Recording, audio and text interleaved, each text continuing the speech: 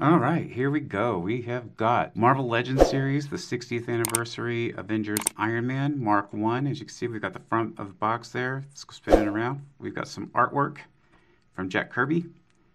We've got a product shot and then the accessories, a couple hands, smoke, and some jet fire. And then we have another product shot over here for them.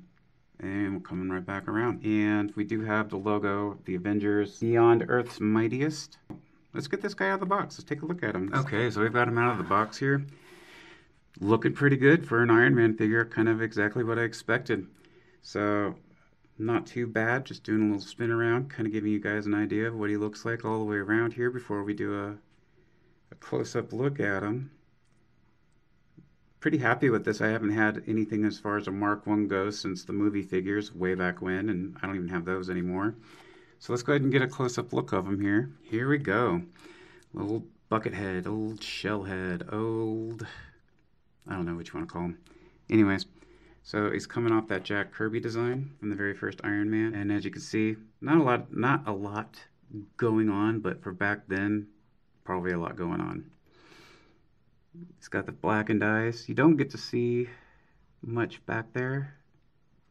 I think there's actually some molding behind his eyes, but it's darkened out, so it's hard to see it.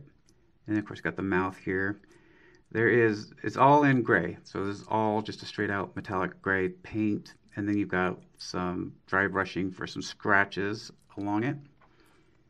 So that's actually kind of cool. Scratches even come across the back of the helmet here. And then of course you have some textured lines in the back as you come around. And of course you have your arc reactor right here. And there's some texture around that as well. Some dry brush around it. Not too bad. We come up, we've got two bolts on his torso there. And then of course the belt is a softer plastic. Kind of comes up and down. Not a lot of movement on the belt though. And then of course you come down here further and you can see like in the knee joint you've got some molding there. So if we look at his helmet or his articulation, he does get a full 360. You can't bring him up. As you can see, the helmet and the head kind of just meet, but you can get him about that far down as far as the helmet goes for his head. You can kind of get him a little bit of that left and right bend because of the ball joint. And then of course his shoulders have a full 360 and you can bring the shoulders up yay far. You do have the bicep swivel right here. And it looks like you do actually have a double jointed elbow, pinless. So it can bend up about this far. And then of course his hands have horizontal bend and they spin in a full 360.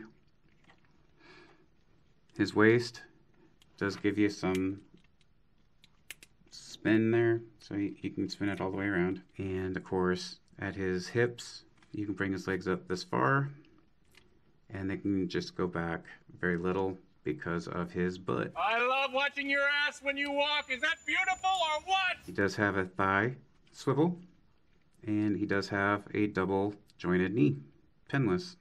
So you get some movement there. I thought he might have had a like calf spin, but that's just molding. He does have his ankles left and right. And of course down and up.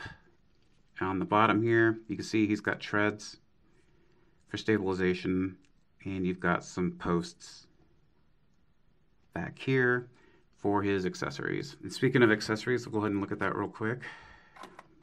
So he does have fire accessories that plug right in like so.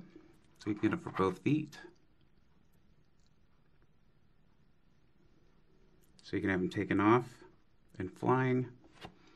He does have the smoke effect, which I'm a little disappointed because the box art makes it look like it's supposed to be black with some clear plastic. It is a little bit translucent, but it is just way too black to fully notice. When you use these, they just come up this way and then they plug right in. So then you can make it look like he's actually blasting off or something. Now, I am surprised because he does come with 2 fist hands. That his open hands, where the hands are open, they don't have posts, so you can't make it look like he's firing blasters from his hands. But the hands do swap out with the post, just like so. I like the fact he has the open hands. I just kind of wish that, like some of the other Iron Man figures, he could actually have blaster shots or something. So there you go. The wrists for these do have the horizontal movement, and of course they spin because they're on the post there. So those are the accessories he comes with, and that's kind of everything he's got there. So for the 60th anniversary Iron Man for a Mark 1, he looks really good. Actually, very impressed with him. Okay. So as far as comparison goes, the one figure I did have with me, of course, was Rogue. So if we put this particular Iron Man next to Rogue, you're going to see they stand just about the same height. Iron Man might actually just be a skosh bigger. And then, of course, when we get to a side comparison, it looks like, yeah, Iron Man is probably just a little bit bigger, but it gives you kind of an idea. He's a little over 6 inches, and that's as far as the comparison goes on Iron Man there. All right. So there you have it. That's my review of Mark 1, or I guess Armor Class 1 Iron Man from the Avengers Earth's Mightiest, or from the Avengers 60th Anniversary Target exclusive figures. I love this figure. I think it's really cool. This is my first Iron Man Mark 1-esque design from this, so when I saw it for the 60th anniversary, I definitely wanted to pick it up. I think it's perfect the way it is. I hope you guys enjoyed the review, and we will see you on the next one. Have a wonderful day.